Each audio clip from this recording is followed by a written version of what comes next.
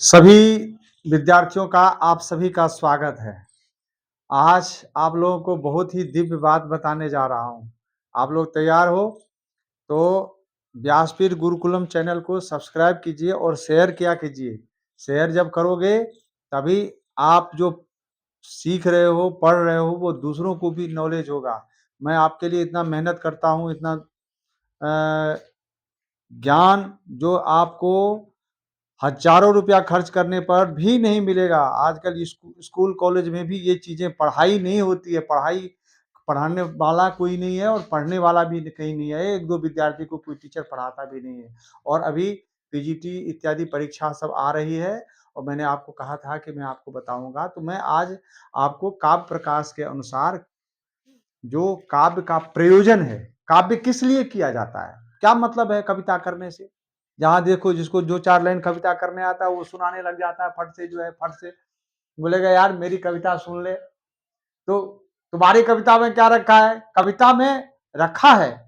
कविता सुनाने की तो बात है। कविता सुनाने से क्या लाभ होता है? क्या प्रयोजन है काव्य का? उसका ज़रा-सा मम्मट जी बता रहे हैं। आचार्य मम्मट कहते हैं, "काव्यम यशसे अर्थकृते व्यवहारविदे शिवेतरक्षतये सद्यः परनिवृत्तये कांता संमिततया उपदेश युजे।" बहुत सुंदर बात है। कह रहे हैं काव्यम, काव्य जो होता है यशसे, चतुर्थी का रूप है। यशसे माने अर्थ के लिए, यश के लिए। किसके लिए? यश के लिए। तो यश कहाँ? काव्य करने से यश होता है किनको? कालिदास इत्यादि को यश हुआ। कालिदास कितने यशस्वी हैं? उन्होंने ग्रंथ लिखे, काव्य लिखे। किस पे? अस्ति कश्चित वाक् विशेषा। अस्थि से कुमार संभव। अस्त्युत्तरस्याम दिशि देवदात्मा हिमालयो नाम नगाधि राजा। और कश्चित से मेघदूत। कश्चित कांता विरह गुरुड़ा स्वाधिकारात् प्रमत्त। और वाग से वागर्था विव संपृक्तो वागर्थ प्रतिपत्तये जगतः पितरो वंदे पार्वती परमेश्वर। ये है। तो इन ग्रंथों के और कष्टि कश्चित बाघ विशेषा, विशेष से और नाटक इत्यादि बनाए, अभिज्ञान शाकुंतलम इत्यादि ग्रंथ। तो काव्य से क्या होता है? यश होता है। और यश से और अर्थ होता है। महाराज हर्ष को अर्थ प्राप्त हुआ काव्य से।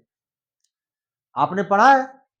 पढ़ा ही है। और व्यवहार विदे, काव्य से व्यवहार का भी ज्ञान होता है। काव्य से ये फायदा होता है, काव्य का प्रयोजन है। क्यों?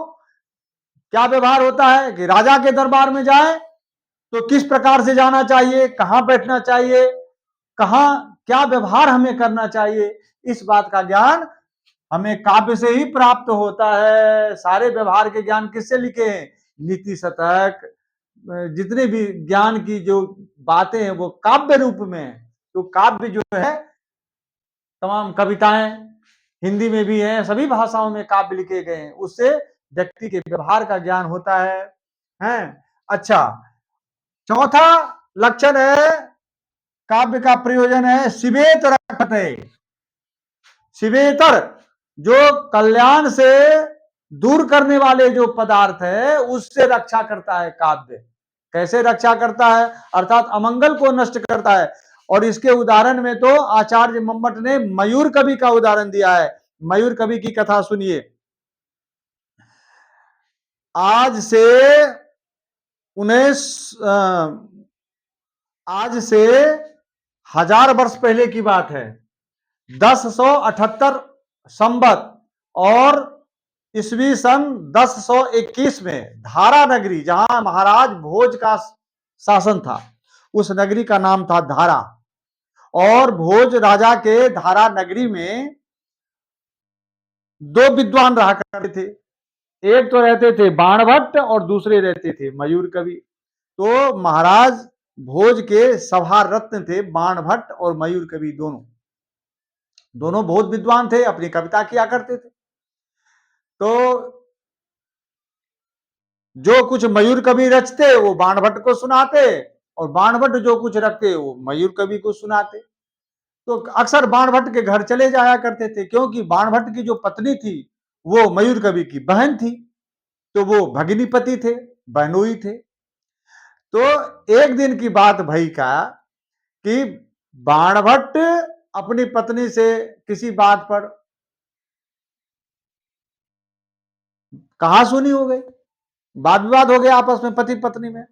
तो उनकी पत्नी मान करके बैठ गई, क्रोधित होकर के क्रोधावेश में वो रूठ गई तो रात भर बाण मनाते रहे अपनी पत्नी को।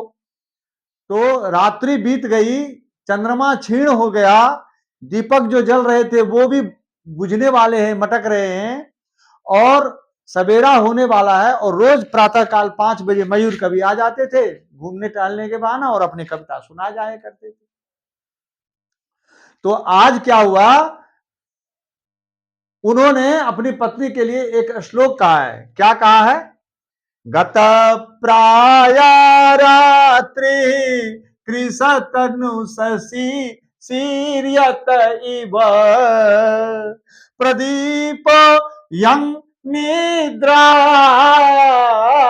बसमुप गतो घूर्णित इव प्रदीपोऽयं निद्रा बसमुपगतो घूर्णित इव प्रणामान्तो मानस त्यजसि न तथापि क्रुधमो। अब 3 लाइन कहने के बाद में, 3 चरण कहने के बाद में बाणभट्ट को चौथा चरण आ ही नहीं रहा है कि तब तक मयूर कवि प्रातः काल 5 बजे घूमने के लिए आ रहे हैं। और मयूर कवि ने इस पाद की पूर्ति करते हुए सड़क पर से क्या कहा कि कुचा प्रत्याशत्या हृदयमपि ते चंडी कठिनम। हे चंडी, तुम्हारे कुचों की तरह तुम्हारा हृदय भी कठोर है। जैसा कहा था वैसा ही बाणभट्ट की पत्नी ने सुन लिया। अब चूंकि सड़क से कहा था, देखा तो था नहीं कि मयूर कवि आ रहे हैं, मयूर कवि ने कहा है, जबकि भाई बहन थे, लेकिन कह दिया। कवि तो कवि निकल गया, और वो विदुषी थी, क्योंकि विद्वान के घर की पत्नी थी, वो बाणभट्ट की पत्नी थी, वो विदुषी तो थी। तो समझ गई, और वहीं से कहा कि किसने ऐसा अश्लील शब्द का प्रयोग किया है, जाओ उसको कुष्ठ हो जाएगा। क्योंकि वो सती थी, और सती की वाणी कभी भी ब्राह्मण पत्नी सती थी, वो विद्वान की पत्नी थी, और सती के कहते ही मयूर कवि को कुष्ठ हो गया। जब मयूर कवि को कुष्ठ हो गया, और जब मयूर कवि जाते हैं फिर दरवाजे पर मिलने के लिए, तो बहन ने देखा अपने भाई को, तो मयूर कवि क्षमा प्रार्थी हो गए कि क्या करूं, मेरा कभी मन रुका नहीं, मैंने श्लोक तो कह दिया, वो पाद को तो पूर्ति हो गई। तो बोला कि तो अब तुमको तो कुष्ठ का श्राप मिल गया। तो बोला, बहन मुझे उपाय बताओ कि मेरा कुष्ठ कैसे दूर होगा। तो बहन ने कहा कि आप चले जाओ गंगा के किनारे, और एक छीका बना लेना, 100 रस्सी वाला एक छीका बना लेना, और छीका बना करके उस पर बैठ करके सूर्य की आराधना करो, सूर्य का भगवान की आराधना करो, मंत्र जपो, और नित्य प्रति सूर्य भगवान को एक श्लोक सुनाना। अपने बहन के आशीर्वाद स्वरूप, उनके सुझाव के स्वरूप मयूर कवि चले गए गंगा के किनारे, और वहां पर जाकर के उन्होंने सूर्य नित्य प्रति सूर्य भगवान की उपासना जप करना शुरू कर दिया, और एक एक श्लोक सूर्य भगवान को सुनाना शुरू कर दिया, और एक एक रस्सी को भी काटना शुरू कर दिया कि यदि यह कुष्ठ मेरा खत्म नहीं हुआ तो मैं गंगा में ही डूब करके प्राण दे दूंगा। लेकिन सज्जनों, वह सूर्य भगवान के स्तोत्र जैसे ही अंतिम होने को आया कि एकदम से मयूर कवि का कुष्ठ ठीक हुआ, तो कहते हैं कि काव्य से जो अनर्थक होने वाली चीज है, कुष्ठ जैसा रोग जिसकी कोई दवा नहीं, ऐसे रोग भी काव्य से ठीक हो सकता है। इसलिए काव्यम शिवे क्षतये, अनर्थ से दूर करने वाला भी काव्य है। और सद्य पर निवृत्त, संसार के विषयों से लोगों का मन दूषित हो गया है, लोग संसार में बार बार जन्म लेते हैं, मरते हैं। तो काव्य के कारण ही लोगों को आनंद की प्राप्ति होती है, पर निवृत्ति मैंने विषयों से निवृत्ति हो जाती है। और फिर ध्यान देना, और व्यासपीठ गुरुकुलम चैनल को भी सब्सक्राइब करना है, क्योंकि मैंने आपको इतनी सुंदर सुंदर बात बताई है और बताते रहते हैं। शेयर भी करिए जरा इसको, ये ज्ञान नहीं है कहीं। और कहते हैं कांता सम्मिततया उपदेश युजे, सम्मिततया उपदेश 3 प्रकार का होता है। देखो, आप लोग मेरे प्रेमी हो, विद्यार्थी हो मेरे, इसलिए मैं आपको बता रहा हूं। उपदेश 3 प्रकार का होता है, प्रभु सम्मित, सुहृत सम्मित और कांता सम्मित। प्रभु मतलब राजा, राजा जो उपदेश करता है तो शब्दों से उपदेश करता है, बुलाओ उसको, कहता है। इसी प्रकार वेद भगवान जो है प्रभु सम्मित उपदेश करते हैं, और इतिहास पुराण जो है मित्र की तरह समझाते हैं, इसलिए इस उपदेश को मित्र सम्मित उपदेश कहा जाता है। तो इतिहास पुराण क्या है, सुहृत सम्मित उपदेश।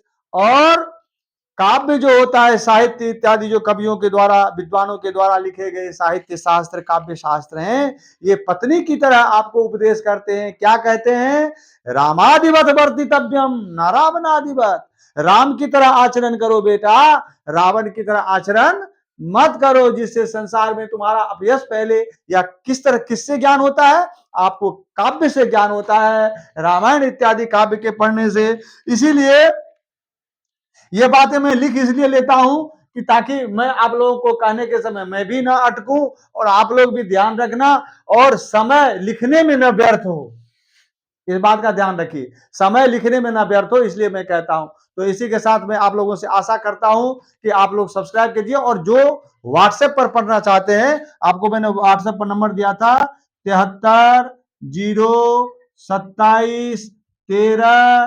301, तो आप व्हाट्सएप पर भी आप पढ़ सकते हैं, और जो पढ़ना चाहते हैं तैयारी के लिए वो पूछ सकते हैं, और ग्रुप बना करके मैं आपको पढ़ाऊंगा। और मेरे लिए भी आप जरा सोचना, और जो ऑफलाइन पढ़ना चाहते हैं वो यहाँ आकर के भी आप तैयारी कर सकते हैं, यूजीसी की, पीजीटी की, या धर्मगुरु कोर्स की, सब चीज की तैयारी मैं आपको करवाऊंगा। मेरे पास में सारी सामग्री है, और मैं आप लोगों से यही रिक्वेस्ट करता हूं कि व्यासपीठ गुरुकुलम चैनल को सब्सक्राइब करना। राधे राधे।